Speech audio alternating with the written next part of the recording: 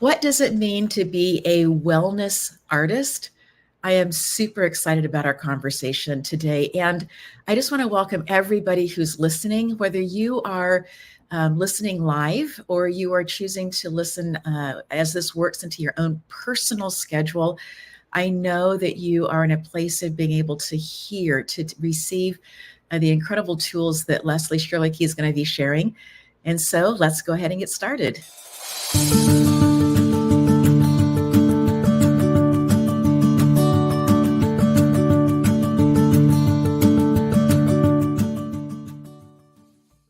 I have met so many incredible people through being a mom. And our daughter played water polo and was also in choir. And so in high school, we met the Schroerluckes. And here is Leslie. She is a wellness artist, and I'm super excited for her to share her own story. But I did want to say that our daughters knew each other first, and that it was because of that incredible sphere of amazing music and the choir that they were in, and also that they were competitive water polo players as well, that you and I our paths have crossed a number of times. And I'm just so pleased, Leslie, that you have carved time out of all the things that you are doing as a composer, as a musician, as a wellness artist, helping people, all the different things that you do, whether it's here or in Italy, all of it. I'm just so excited. So how did you get to this place, Leslie? Okay, well, this is a long story, like I was saying, but I think all of my life has actually been working towards this point, if that makes any sense. So, so first the artist part came about, and that came about really by me just falling in love with music at the age of 5, just knowing at age 5 that I would do something in music that would be my career path.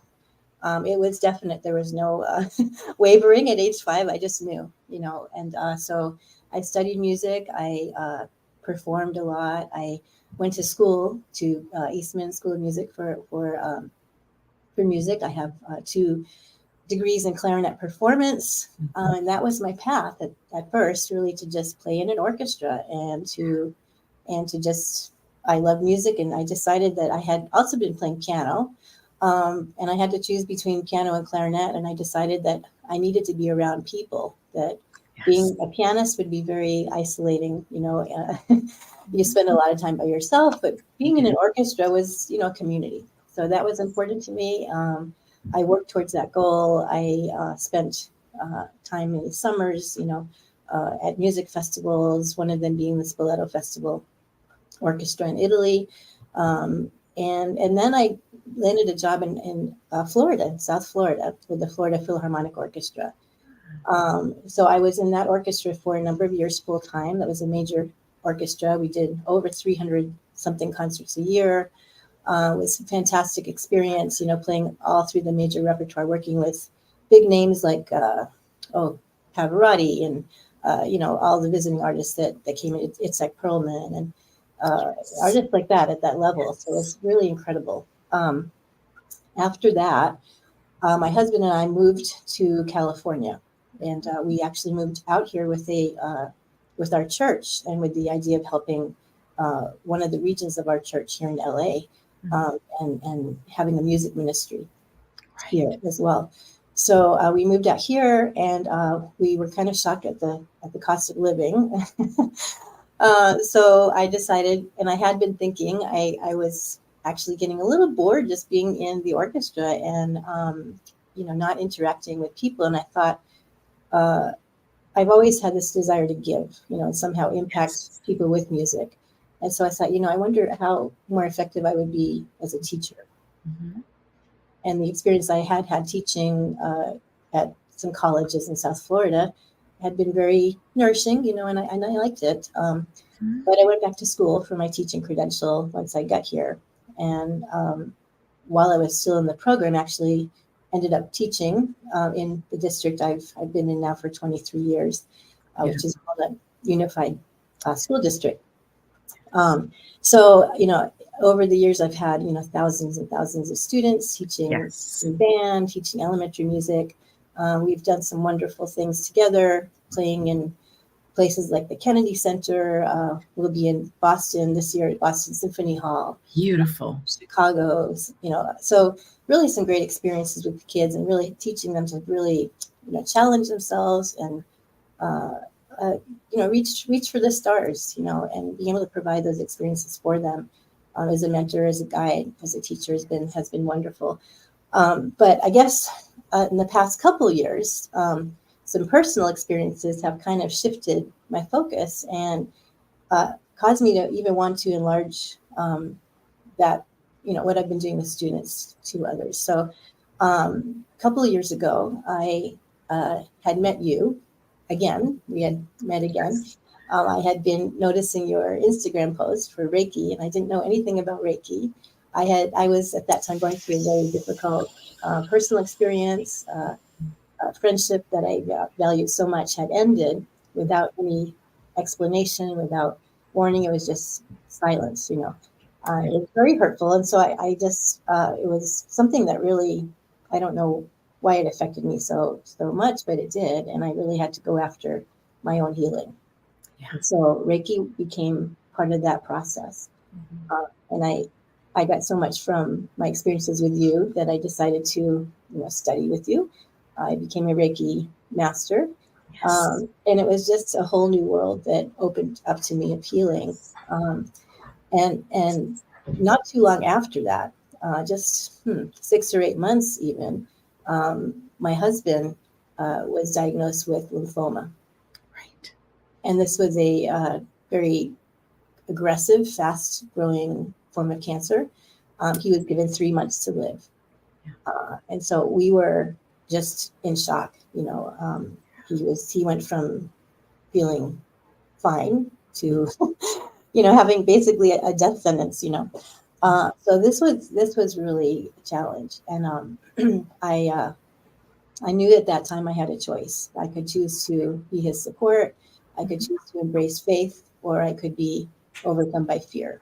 So I chose faith. I had a lot of good friends around me, faithful friends, supporters, and people that were just there for me. And, every moment I learned to just, think thoughts that were going to be helpful rather than destructive, because I knew I needed to be that pillar for him. Mm-hmm.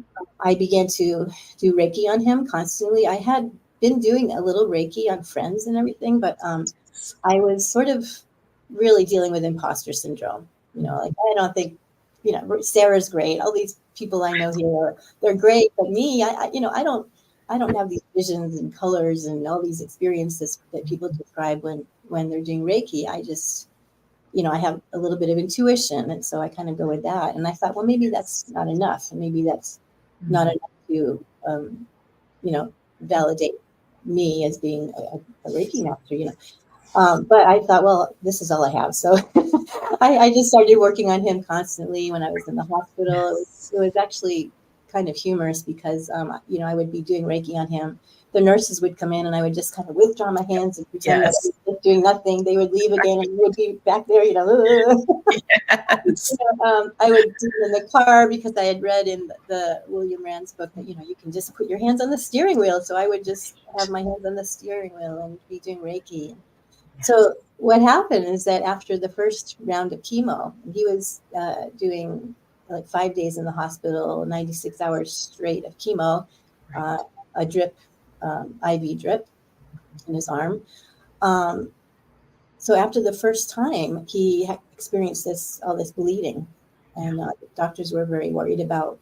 It's very scary. Mm-hmm. Yeah, it was very scary, and they thought, well, maybe he's bleeding through, and that the tumor, has caused this gap in his intestines, so he could become septic.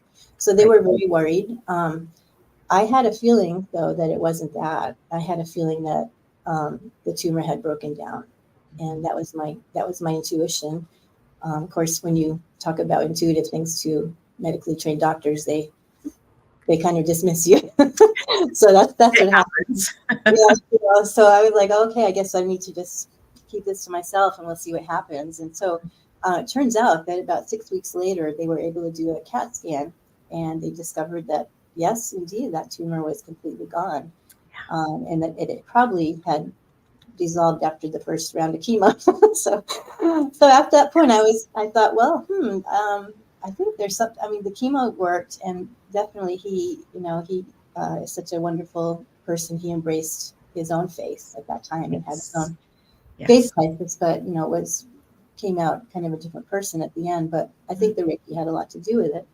So so this was going on, and in the meantime, I was home for the summer. I'm a teacher, and I was looking for things that could still be things that I could do, that I could learn, that I could work on. I knew that I couldn't just, kind of end up in this pit of despair of just this whole cancer situation taking over. And I had been traveling to Italy for the past few summers, and so obviously I couldn't go there that summer.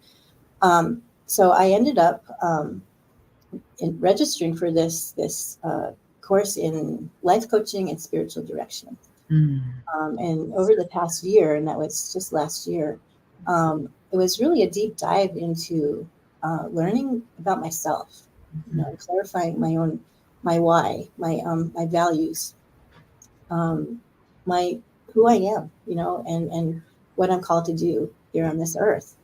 And so this was quite a process, and kind of uncovering these little gemstones within myself to discover that, this, my whole life becoming an artist, teaching, and now going through my own healing experience has really brought me to this point where I have decided I want to use my knowledge and my own artistry in a healing ministry.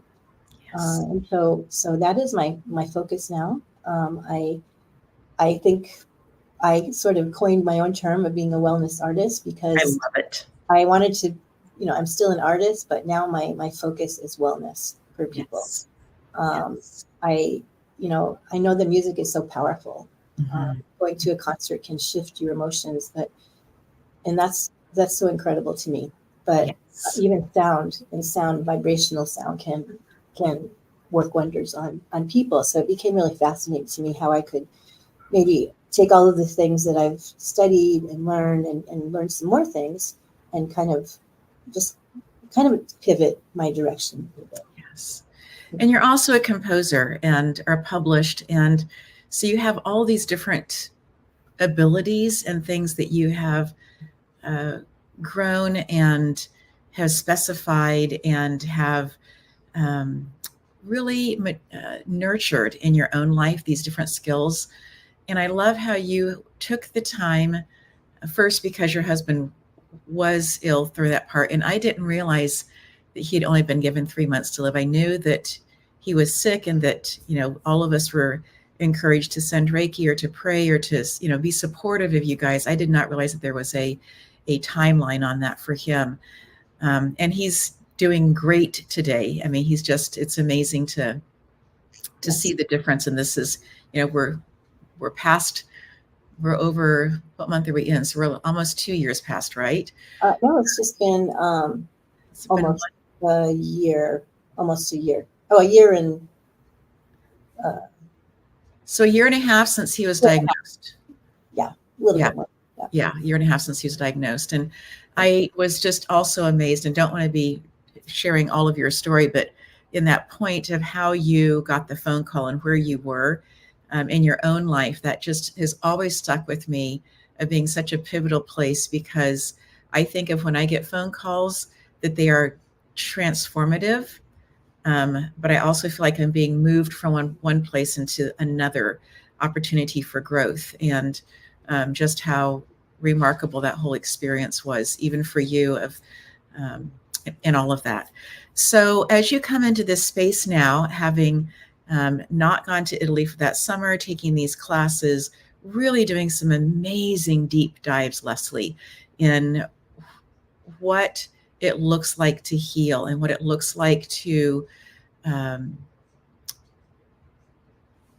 embrace healing from the point of wellness, and healing from the point also of wholeness. And then taking that and looking at your music, what are some of the pieces that you are putting together that you are creating right now?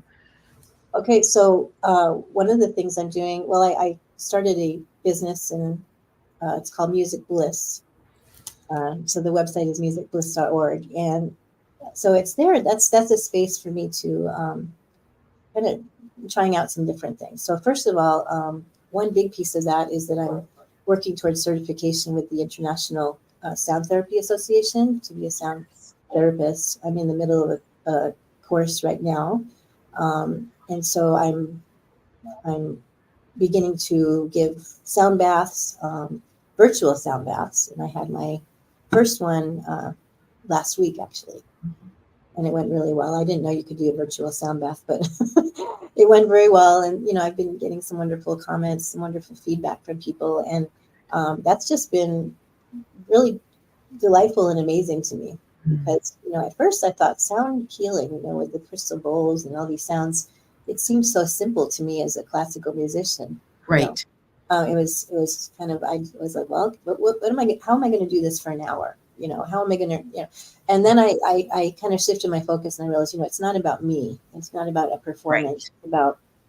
It's about, really understanding the energy that's coming from people and giving back to them.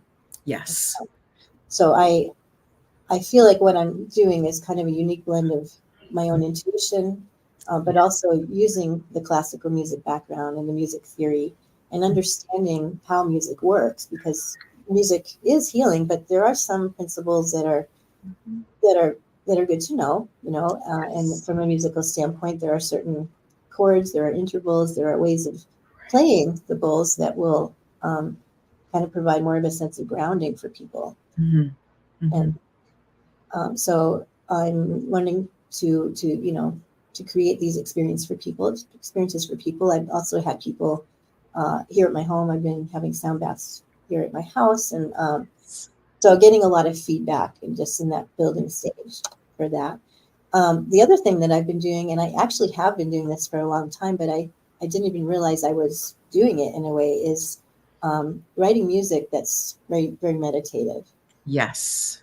So that includes recording my own pieces, writing, composing things. I have it's in progress, but it's almost done, a chakra playlist. Beautiful. So the original instrumentals for working through the chakra system.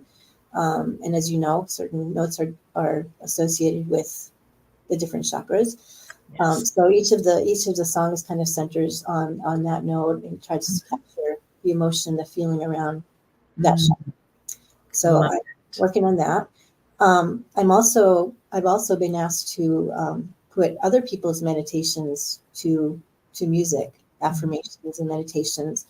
I have a friend who's writing a facilitation guide to David Benner's book, Surrender to Love. Yeah. So what she is trying to help people do is not just read about, the love of God, but really experience it. Yes. Because the experience is where we're transformed. It's not in the knowledge. And that is very much aligned with my values, to help people move from spiritual knowledge to spiritual experience. Yes. So she's asked me to, put some of her words, her meditations, the script to music.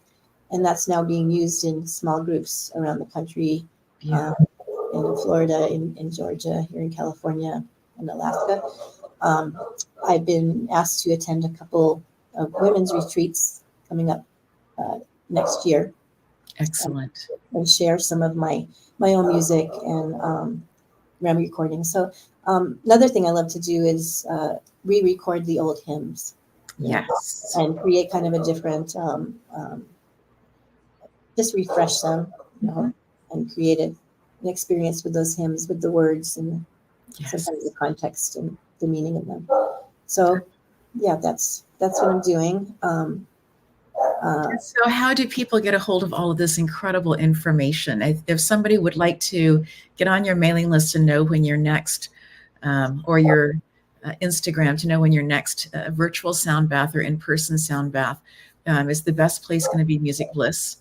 The best place is probably Instagram, and the handle is MusicBliss Shift. And Blitz Shift is when music can help you shift from one emotional state to another. So MusicBliss Shift, and then everything is posted there, but a lot of people are not on there. So I'm also on Facebook as MusicBliss. I'm also have the website musicbliss.org. Beautiful. And so they can find my email and contact information. Love that. Through all those. Leslie, I'm so proud of you for moving into this space and choosing to put all the pieces together. You really have such incredible talents and gifts, and it just makes my heart so happy and expand to see you optimally using all of those pieces to bring them together and to be able to move forward. You had spent a number of summers, playing in London, directing in Italy. As you look at what's going to happen, what you are wanting to build or what you are wanting to do, at some point when you decide that you are no longer going to be in the classroom on a consistent basis, what do you see yourself really putting your energy into musically as a professional musician? And then we'll talk about the wellness part of it. Well, I've been thinking about that a lot because I think that time is coming very soon. Without making a public announcement about it. But yes, so one of the things that happened last year is that, when I was in my 20s, I had gone to Italy many times to play in these opera festivals. And I love chamber music. And I had been thinking a long time ago, someday when I'm old, I'm going to go back. I'm going to run a music festival in Italy, and I'm going to fund it, and I'll just somehow figure, and I just had that in my mind. It was just kind of one of those fantasies that you never really do anything with, but it's just kind of swirling around in your head for decades. Sure. So a few summers ago, when I was in Italy, I had a chance to perform with this group called Assisi Performing Arts Festival. And we had made contact. Well, about this time last year, they contacted me and asked me if I had any students that would like to come, or if I would like to come and bring students. They were trying to expand their program. Well, it's a long story, but I ended up becoming the director of students and affiliates for the festival. It's called the Assisi Performing Arts Festival. And we do 2 weeks of chamber music, and a vocal program runs alongside it, choral and sacred vocal music. And they also offer a 9-day ecumenical retreat. And it's held in Assisi, where St. Francis, famous St. Francis was. It's called the City of Peace. So it really has a lot to offer. So I'm again doing that this year, and that's been just a wonderful opportunity, and kind of fulfilling that dream I had back, so many decades ago. And I love, Leslie, that you have kept that out there as a possibility, something that you've thought about, and that you have kept your heart open, kept your calendar open for the possibility of being able to do that, and then stepping into that position as director and bringing the affiliates and all those pieces. And I love that you're going to go back again next summer to go do that. Then talking about the wellness part of it, as you see yourself using all of these different gifts, what do you see yourself doing as you continue to grow the sound bath part of it, as you continue to have conversations with people about where they are, as you continue to get gigs, for the lack of a better term, sorry, that's the musical talk about, in terms of writing different background pieces to things that others are doing, in addition to your own compositions. What do you see yourself in 5-8 years doing in the wellness part of it with the music?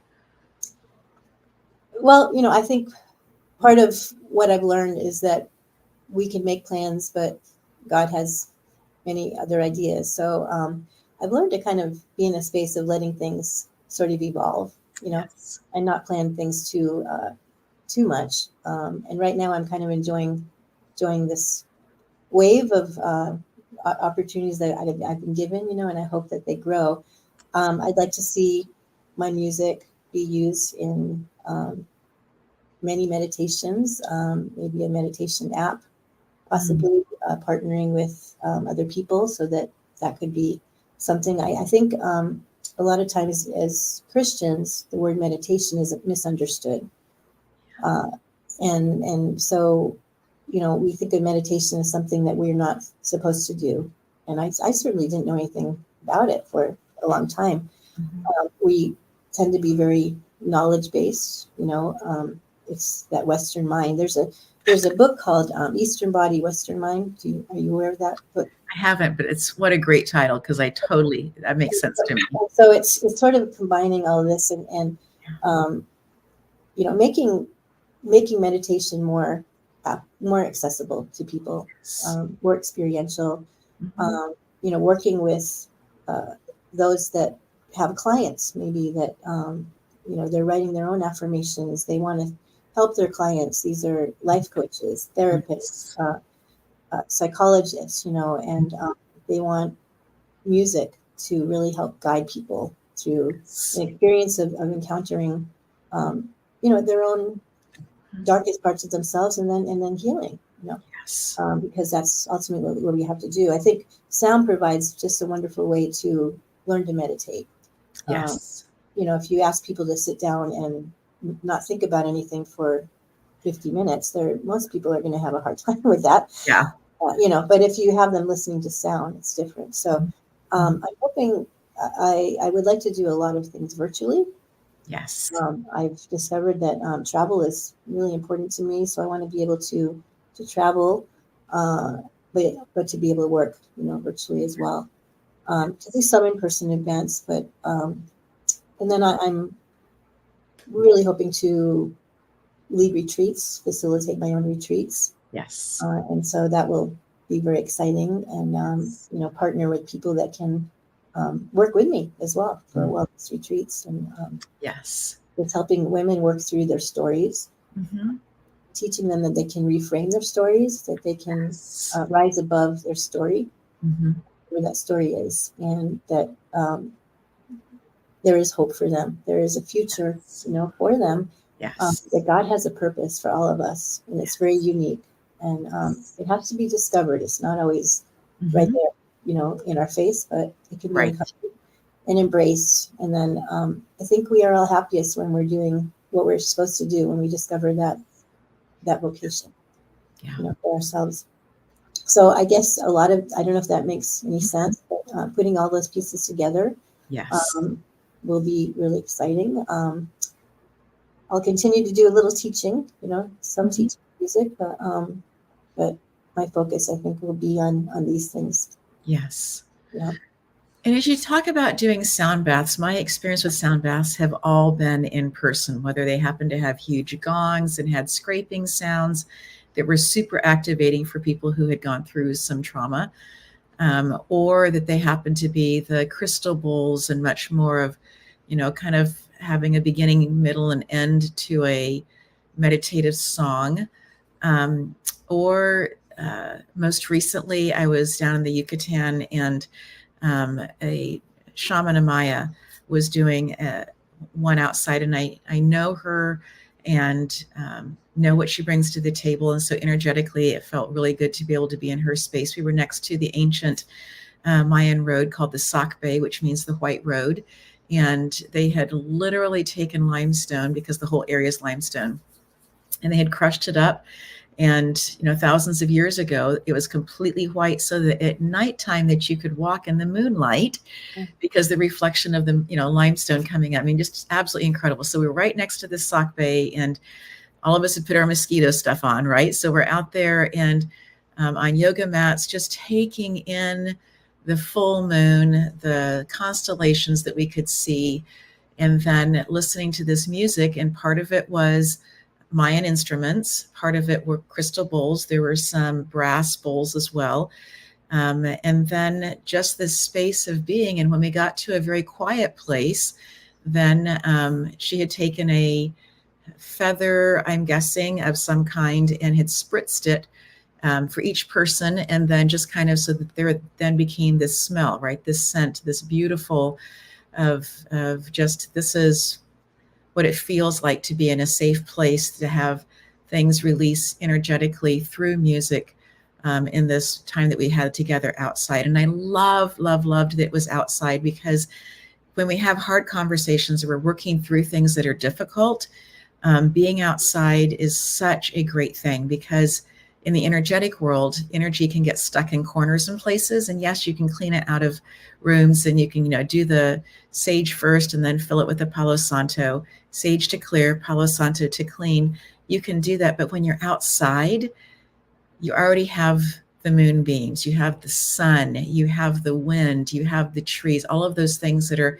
helping to break down whatever it is and be able to change that energy into something new and different again. And so tell me a little bit more about what meditation means to you, or what you desire for people who maybe come from a religious background that is very knowledge-based and feels maybe a little bit apprehensive about coming into a space. Maybe they're opening their heart towards a meditation. What do you find happens in meditation? Well, let me go back a little bit because you were talking about nature. So let me backtrack to that a little bit. So one of the things I've actually been doing over the last 6 weeks or so is I have a small group of women that I know, about 10 or 12 women that have been invited into my house. And it's a little program called Saturday Spaces. And so I've been bringing them in and teaching them about this very topic. One of the things that we've done is learn about the contemplative gaze in nature. Yes. Now, this was really inspired by my many trips to Italy and to Assisi. And as you know anything about St. Francis, he was very experiential with his faith. Yes. One of the things that really sticks in my mind, something I visited last summer, is a place called the Heritage. And this was a place where Francis and some of the brothers went up. It's in the woods, and just they would stay in these little caves made of rocks, and they would just experience God, just trying to understand God and be away from the city, and that's all. He was the son of a very rich merchant. He gave up all of that to just try to understand God and to follow God. So there's a statue there, and he is laying back on the ground, and he has his arms like this. He's looking up to the sky, just through the trees, and he's just got his feet crossed. He looks relaxed, and this sort of gaze in his eyes, just this blissful gaze. But next to him are these two other brothers, these friars. And they're sitting there, and they're measuring the stars, and they're looking up, and they're trying to figure out, how far away is God? How do we get, and it's that Western mind versus that Eastern mind. Yes. So I think getting people to understand, we've read about God, we understand the character of God, but knowing the character of God is different than knowing God. And knowing God is an experience. It's a relationship. Yes. And you don't have a relationship with someone by reading about them. Right. It's by spending time with them. Mm-hmm. In my own experience, it was, in my prayer time, it was a lot of me talking about what I needed or what I wanted or what I'd like to see, or apologizing for my behavior or something that I didn't think was right about me, and very little time listening. And so meditating is just being mindful, being present in the moment, being able to empty your mind from your own self, your own ego, your own thoughts, and listening to, whatever comes in from God. You can call him God or source or the universe or Papa or whatever the word is that you want. It doesn't really matter, right? So one of the ways to do this, I think, is also in nature. Yes. So I do a lot of walking in nature. And again, being outside, there's something about being outside and looking at creation, looking at trees and the sky, and it just speaks to me. And I think there's so many metaphors in nature that when you just gaze at one thing, either at the macro or the micro, right, you begin to see diversity and love and the whole the Paschal experience. The death, the burial, the resurrection in nature that is there for us to learn from, that can be mirrored in our own lives. We can put to death the old nature, the things that hurt us, the trauma, and we can learn to rise above it. So all of those things are what I'm trying to teach these women. So we simply go out on nature walks and we look around. There's a particular tree up in Claraboya near where you lived in Claremont. Yes. And it has a burnt out heart in it. Yes. I don't know if you've ever seen it.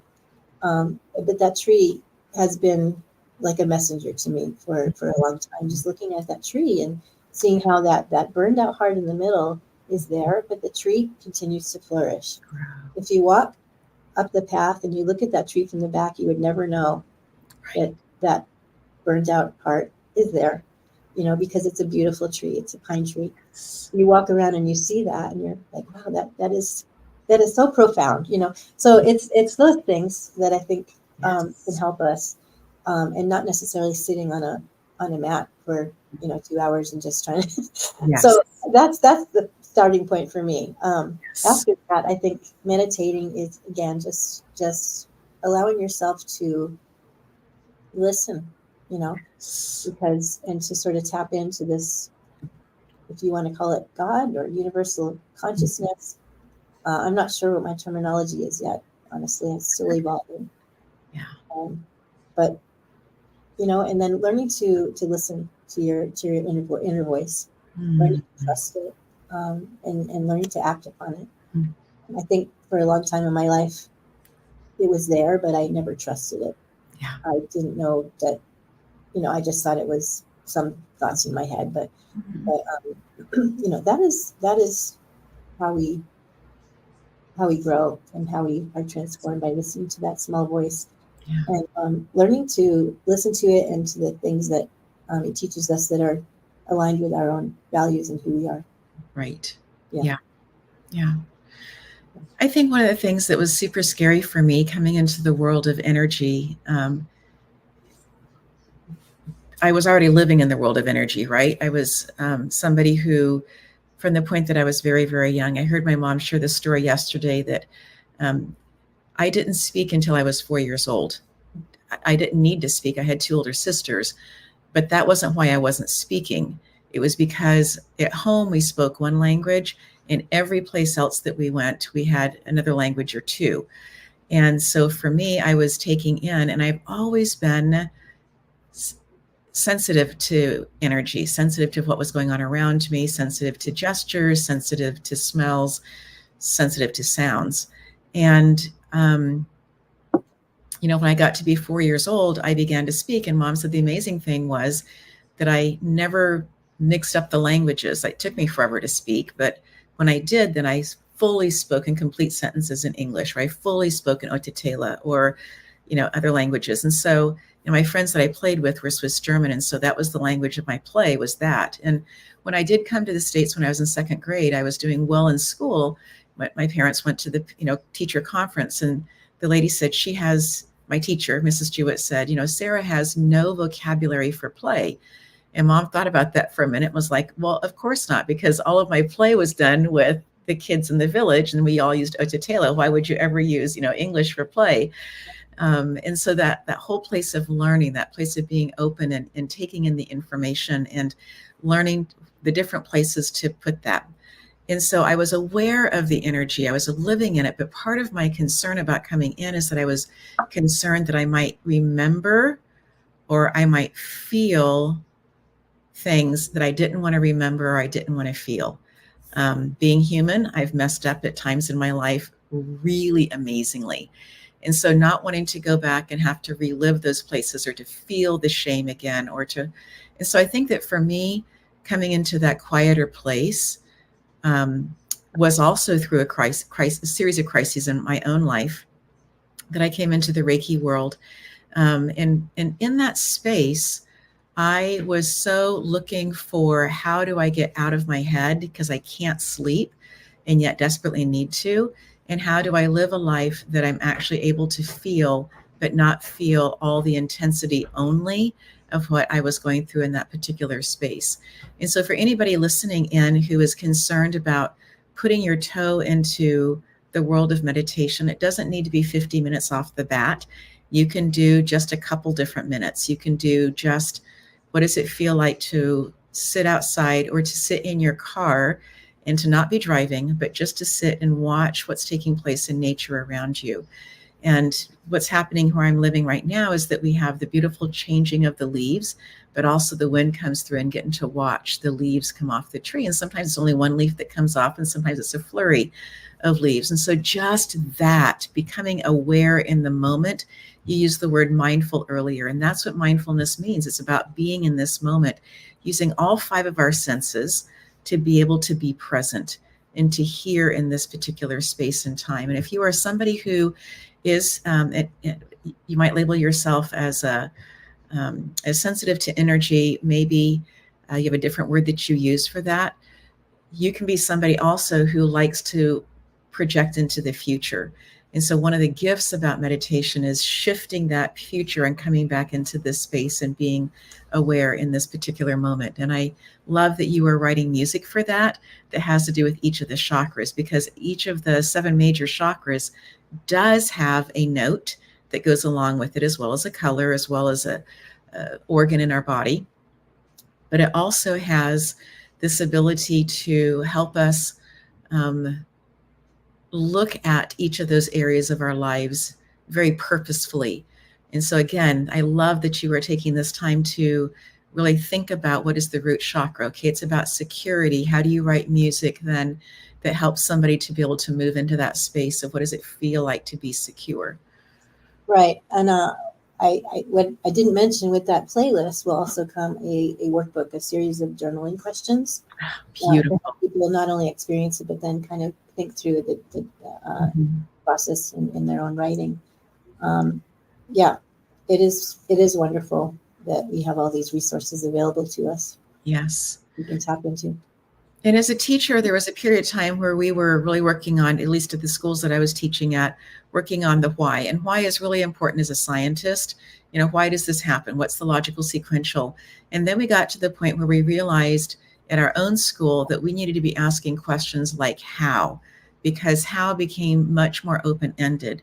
So for me, how can I feel more safe, right? So I love that you have this journal that comes along with it, asking these probing questions, and you may have a super long answer for one and not much of an answer, or maybe more of a doodle for another one. And there's nobody, as a teacher who's retired, I just want to apologize for all of you have to do it this way and fill in the blanks this way in order for it to be good enough. Right. Because I think that messes people up for journaling at points, right? So if you still feel somebody on the back of your, with the red marker or red pen or whatever, I just encourage the listeners, as you do Leslie's work, as you are journaling, as you are, to take all of that off. And if you misspell words, who cares? If you choose to write up the side of the margin, who cares? If you, let it be yours, because you are expressing yourself, and how absolutely beautiful that is. Yeah.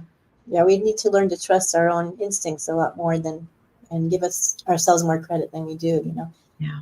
When you were talking about the insomnia, so that's also something I experienced for a number of years. I don't know if that was the midlife change or, and all of that. But I did experience that, just ruminating of thoughts, and they would keep me up at night, like all night, and so learning to meditate, to be mindful, and to be able to know that I can choose my thoughts has been a really important skill for me to learn. Learning that there are some doors that I need to keep closed, and I can't let my mind go there. Right. And I won't let my mind go there, and it's just not beneficial for me to let my mind go there. So the sound therapy definitely helps with that. The comments I've gotten from people after experiencing a sound bath, they're sleeping amazingly. I think we have a stress problem in our country. We definitely have a stress problem, and there are so many diseases that they found they start with just stress, and we don't have a way to healthfully handle stress. So the sound baths really help us to de-stress. Scientifically, they lower the blood pressure, the heart rate. They get us into a sympathetic state, where a rest and digest mode, rather than parasympathetic state, which is that busy, going all the time, mentally busy all the time. where healing can occur, cannot occur. And I was recently diagnosed with the autoimmune disease called Hashimoto's. And so the trigger for that is stress. And so I know that just so many years of pushing myself, going, has, ended up being a negative thing, for me. And so that, I'm one of those people that I have to learn how to handle my stress. Yes. And maybe, the listeners out there, they're not there yet where they have a diagnosis, but, stress is never going to be good for us, and we have to take time to take care of ourselves, to handle that stress, to do things that we know will just kind of, release those emotions and all that stress we're feeling. So I think sound therapy is just amazing in that sense. Yes. And the other thing is that, I can invite people to my concerts, my orchestra concerts, but they may not want to go because it's not their type of music. It's just not their vibe, Right. But to a sound bath, it's just sound, so really there's no disliking or liking of it. It's just allowing those sounds to affect your body and to get you into that space. Yes. I think it's all about creating these spaces to de-stress, spaces to contemplate, spaces to just learn about ourselves that are so important and needed, and I think that's, if I were to say, what is your, what is the major goal, is to creating space for women, have experiences of growth and transformation. Yes. One of the absolute gifts of being the host of Simply Sarah and interviewing different people, including you, having been on the highest stages and interacting with names that have impacted people's lives to the point that many people know their names, right? Part of the gift of that is this getting to listen in on all the conversations and to see that this simple thread that comes through all of them, Leslie. And part of it is this openness to keep learning and this openness to try it a different way. And I think if we take that in our own lives, that there is such beauty and depth with that, for me to be able to say, we're going to get ready for season 3 of Simply Sarah. And rather than asking the why questions, again, coming to the how could it, or what would it look like, or what does optimal look like consistently, right? So asking those different kinds of questions, I really see that consistently people who are at their top of their game, who are creating, and I think one of the greatest gifts that we have as humans is I think one of the gifts that is creating, and I think that one of the ways that we are made in the image of the creator is that we also have these gifts of being able to create. And so in that space then, coming forward and gifting, and not everything that we create needs to be out on a huge billboard someplace for everybody to necessarily participate in or partake in, but still be in that space of creating and allowing the newness to flow through. And you as a composer, as you are doing the sound bath, you are also in that space of creating, because every single sound bath is different. You're not memorizing, okay, now I need to play this and then that, and this is where we're going to go. You may end with the traditional 5-1, which is the typical cadence for this is the end of the song that most of us know, at least in Western music, right? But that's a cadence that's just part of it, and the rest of it just allowing it to move. And as you are watching the people who are participating, understanding how much longer it needs to go, understanding if they've gotten to a quiet place yet. And the other gift of actually working with a person who's a musician who is doing the sound bath, for me personally, is when Leslie came and was playing my crystal bowls, she was like, ooh, that one's out of tune. And it was. And so knowing that Leslie, when she's doing the sound bath, she's not using ones that are out of tune. All of hers are going to be beautifully in tune. And that, for me, is somebody who's sensitive, is a really, really great plus. Well, what I did learn was that being out of tune is actually okay because of the frequency and the frequencies you're trying to get. So I had to shift my thinking a little bit on that. But yeah. Good to know. So as you're going through the sound bath pieces, as a classically trained musician, do you find that there are overlaps besides the vibrational piece, besides the beginning, middle, and end to the story, which we call a song? Do you find that there are other vibrational overlaps? Overlaps with classical music? Mm-hmm. Well, I think there can be, so taking knowledge of classical music and structure and forms is something that you can do, creating a motif that is repeated, changing that motif. We think of Bach. What did he do with motives? Well, he played them backwards, and he changed the order, and he changed the rhythm, and you want sort of a balance between this element of surprise and also repetition at the same time. As a composer, you're always working with those two elements. You don't want to make things so different that there's nothing that people remember, right, from the music. But then if it's too much repetition, then it kind of gets boring, right? Yeah. So there's that.